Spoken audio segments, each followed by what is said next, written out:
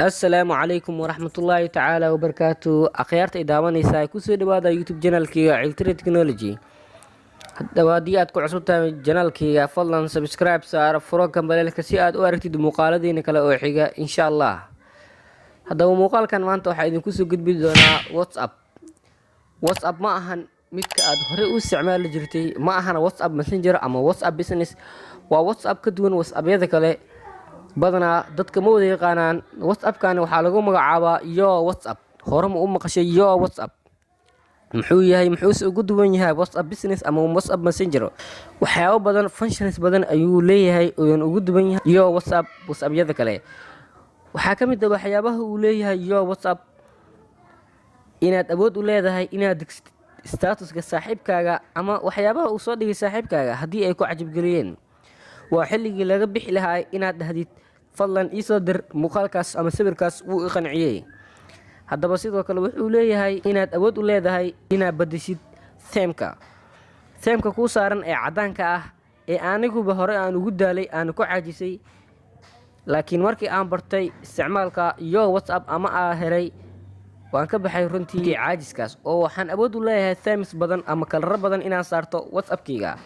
sidoo kale yo WhatsApp wuxuu awood u leedahay inaad iska bedeshid WhatsApp-kaaga sidoo kale yo WhatsApp wuxuu awood ku siinayaa inaad WhatsApp-kaaga password adigoo aan u baahnayn wax kale oo application ah isla naftirkiisii adigoo isticmaalaya WhatsApp-kii ayaad ku xiri kartaa password sidoo kale qofka ku khaaska wuxuu ku siinayaa awood qofka ku khaaska jaadkiisa inaad password ku xirtid sidoo kale yo WhatsApp wuxuu leeyahay waxyaabo aad u xiiso badan oo idin qarinayo haddaba waxaan kugu soo dhaweynayaa isticmaalka yo WhatsApp waxaan rajeynayaa ama aan hubaa inaad ka heli doontid isticmaalka yo WhatsApp uuna aad ku caawin doono insha Allah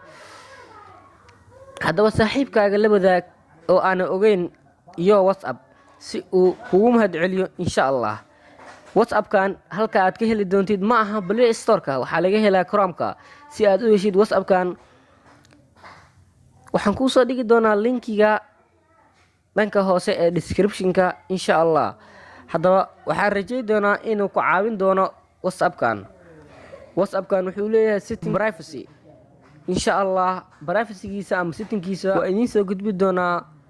anigoo muuqaal ka soo duubay insha Allah haddaba haddii aad jeclaan lahayd inaan ka soo duubo muuqaal fadlan